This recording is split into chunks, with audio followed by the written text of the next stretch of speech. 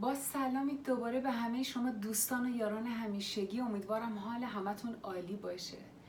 زمانی که ما آگاهی بیشتر و دقیقتری در مورد هر چیزی به دست بیاریم، مطمئناً میتونیم بهترین استفاده رو ازش ببریم و حقیقت نهفته در بطن اون چیز رو بفهمیم. مثلا اگر ندونیم که تلویزیون چیه و چه قابلیتی داره و طرز استفاده از اون چطوریه، قطعاً متوجه تفاوتش با یک تیکه شیشه معمولی نخواهیم شد. فکر میکنیم که تلویزیون یک شیء بیخاصیت و بی‌معنیه، ولی زمانی که کسی برامون توضیح بده که تلویزیون چیه، چطوری روشن میشه، چطوری صداش کم و زیاد میشه، چند تا کانال داره، کانال ها چیان و چجوری عوض میشن، چه برنامه های آموزشی و سرگرم کننده داره، اون وقته که میفهمیم که یک تلویزیون با یک تیکه شیشه معمولی خیلی تفاوت داره و دوست داریم که یکی از اینا تو خونمون داشته باشیم. و از همه مهمتر این که هدف از ساخت تلویزیون رو متوجه میشیم. دنیایی که توش زندگی میکنیم و قالب فیزیکی که در اون قرار داریم هم دقیقاً به همین شکله. اگه در مورد هر دوی اینها، یعنی هم جهان بیرون و هم جسممون، بتونیم اطلاعات بیشتری به دست بیاریم، بدون شک جواب تمام سوالات ذهنمون، رمز و رازهای هستی و کائنات رو به دست خواهیم آورد و بعد از لحظه های زندگیمون راضی خواهیم بود و زندگی ما پر از سرمستی و رهایی و آرامش و جاودانگی خواهد شد.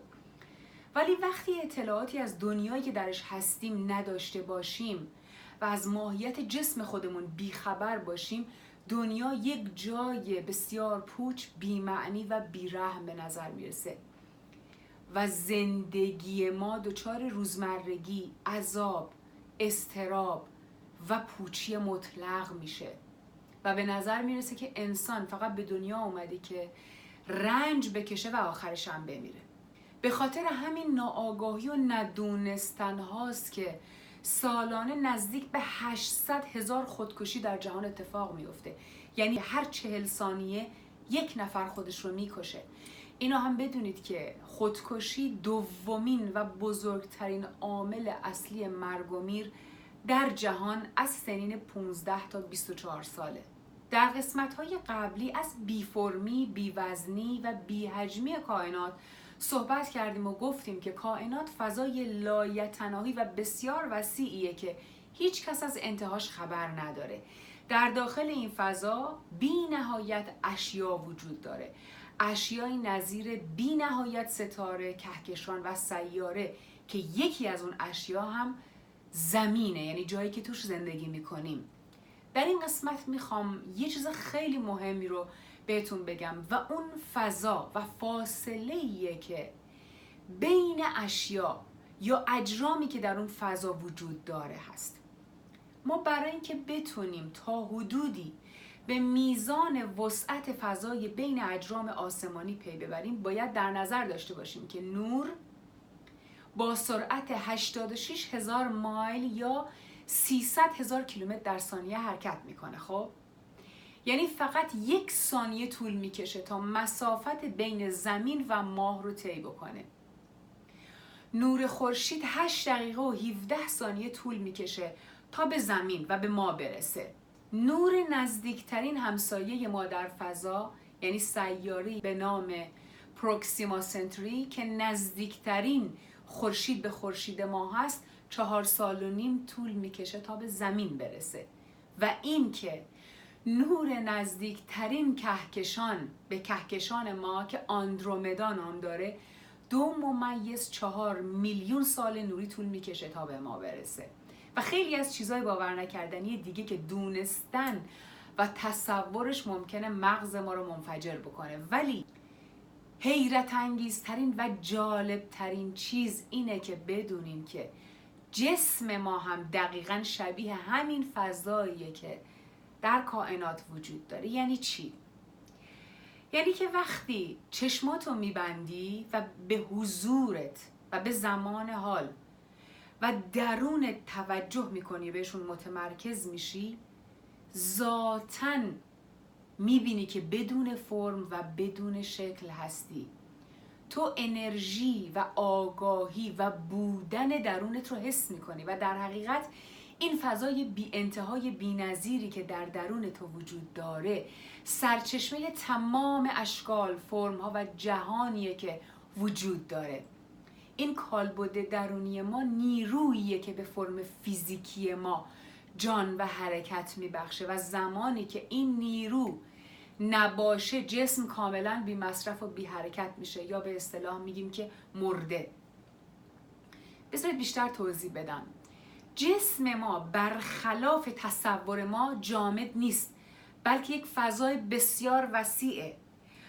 دانشمندان کشف کردن که این حسهای ما هستن که در واقع یک ماده رو به شکل جامد میبینیم و خلقشون میکنیم. اونها میگن بدن فیزیکی ما و اون چه که میبینیم فقط یه سوء دریافته. یعنی چی؟ یعنی اینکه ماهیت واقعی ما کاملا جدا از اینیه که ما درک و تصور میکنیم و در واقع بدن ما در مقیاس بسیار ریزی از فضای کائنات و فضای بیرونه. حالا ببینیم دانشمندان رو چه حساب این حرف رو میزنن. ما جسممون رو به حالت یک انسان میبینیم، درسته؟ ولی در واقع 99.99% بدن ما رو فضای خالی تشکیل میده. بذارید یه توضیح مختصر در مورد ساختار اتم بدم تا راحت‌تر متوجه این موضوع بشین. کوچکترین ذره تشکیل دهنده هر چیزی اتمه، درسته؟ وارد بحث مولکول و سلول نمیشم و توضیحات بحث مولکولی و سلولی رو میذاریم برای قسمت انرژی. الان فقط میخوام راجع به اتم صحبت بکنم تا در مورد بحث شباهت جسم خودمون و فضایی که درش هستیم به نتیجه برسیم. بدن ما از بی نهایت اتم تشکیل شده. هر اتم شامل 3 ذره ریز اتمی کوچیکن: پروتون ها، نوترون ها و الکترون ها. پروتون ها و نوترون ها هسته سلول رو تشکیل میدن و الکترون ها با سرعت های مختلف به دور این هسته در حال چرخشن، دقیقاً مثل سیاراتی که به دور خورشید میگردن. حالا بیایم رو اندازه یک اتم. اندازه یک اتم رو موقعیت میانگین الکترون هاش تعیین میکنن. یعنی فاصله بین هسته اون اتم و پوسته بیرونی بدون مرز اتم، اون نشونگر اندازه اتمه. هسته ها در حدود 100,000 برابر کوچکتر از اتم هایی هستن که درونش قرار دارن. یعنی چی؟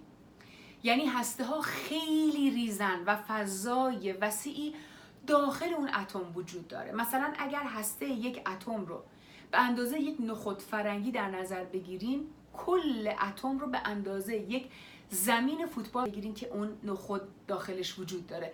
حالا تصور بکنین که بدن یک انسان با وزن 70 کیلوگرم حاوی 7 میلیارد میلیارد میلیارد اتمه. یعنی رقم 7 با 27 تا صفر کنارش.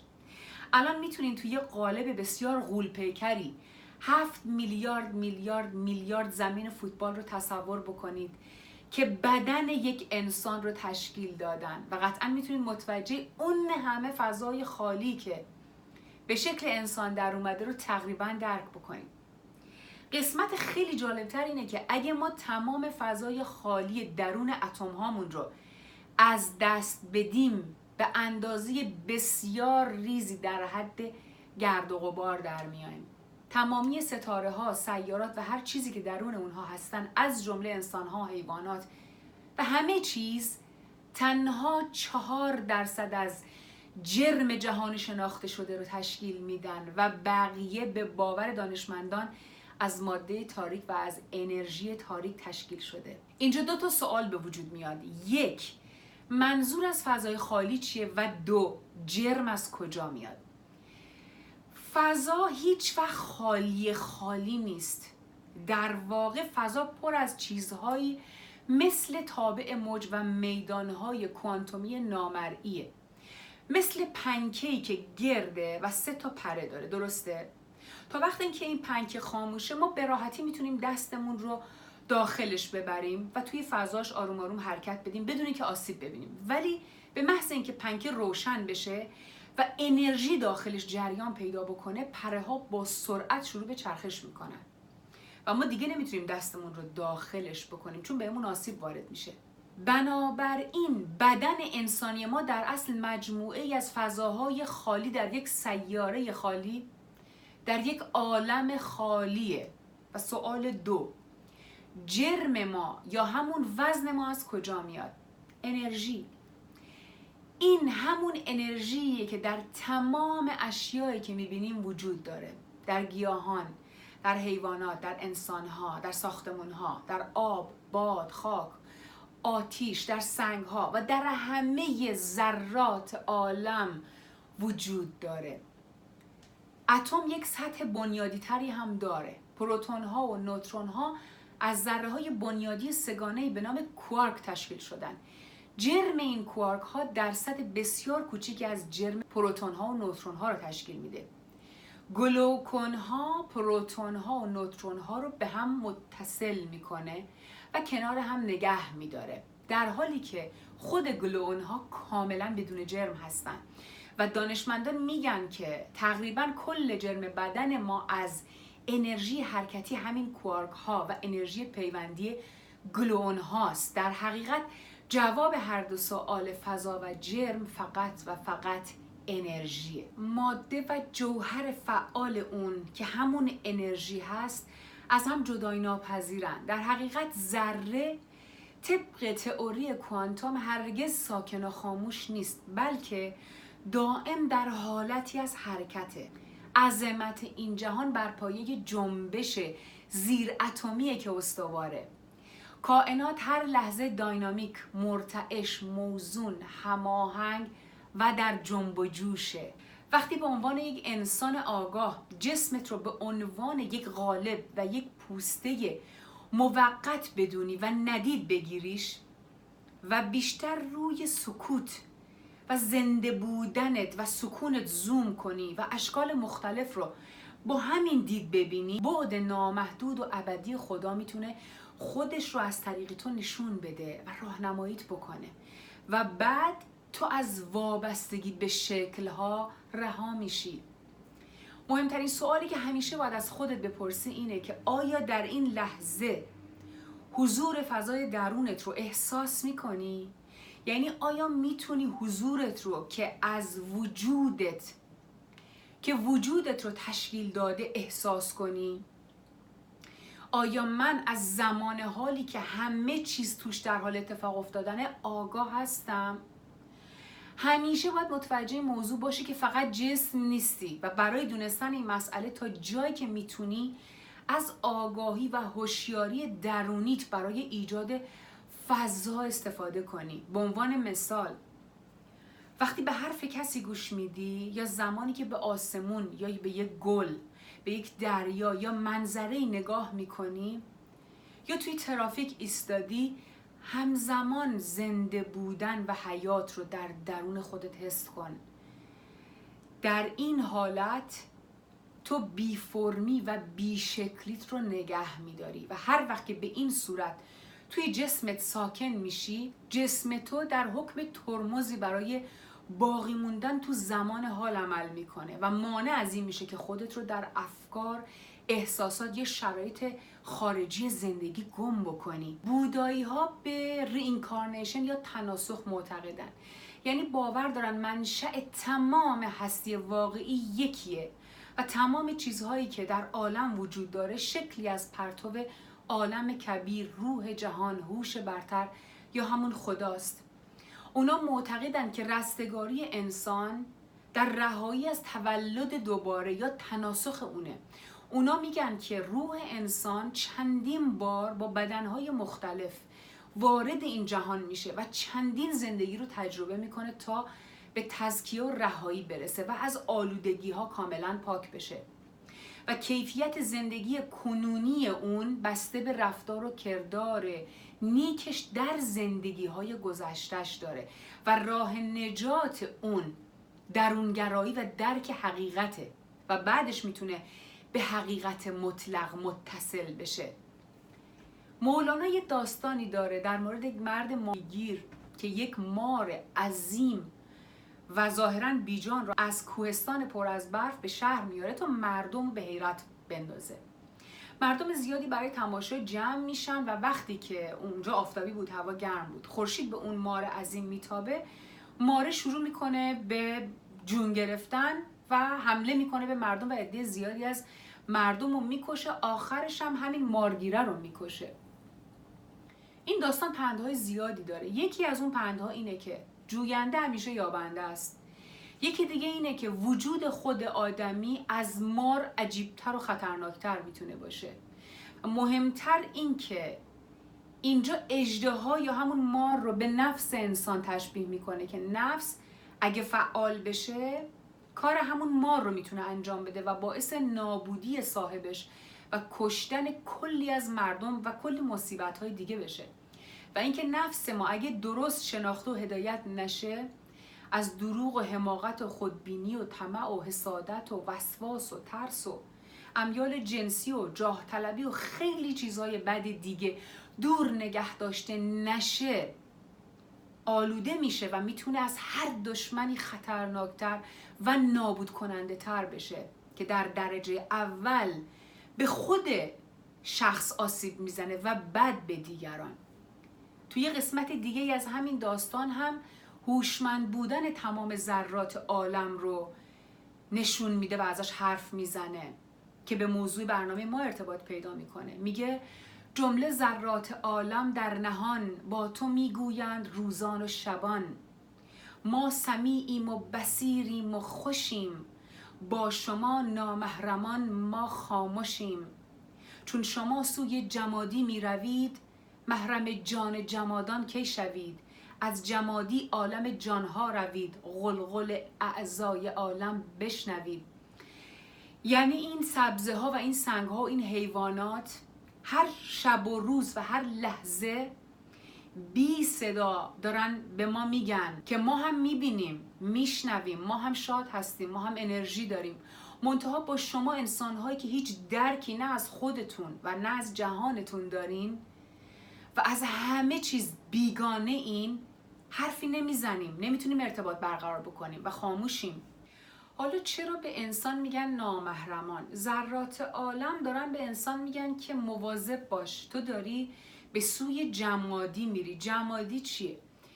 توی سیر تکاملی روحی انسان گفته میشه که انسان از ابتدا جماد یا خاک بود، بعد از سالیان سال به شکل نبات یا گیاه در اومد و بعد از اون به شکل حیوان و در آخر به حالت انسان در اومد و این سیر تکاملی انقدر ادامه داره و اگه انسان بتونه تو مرحله انسانیت هم به رستگاری برسه، به مرحله میرسه که به جایگاه ملائک و فرشتگان میرسه. اینجا میگه که سنگ ها یا همون جمادات چون خودشون رشد نمی کنن و زندگی ندارن، دارن خطاب به انسان میگن که تو توی زندگی خودت به حالت جمادی در اومدی، رشد و پیشرفتی نکردی و داری همینجوری عقب گرد میکنی. برای اینکه تبدیل به جسمت شدی و توی فکر و خیالت و توهماتت غرق شدی، درست و غلط رو تشخیص نمیتونی بدی و از خودت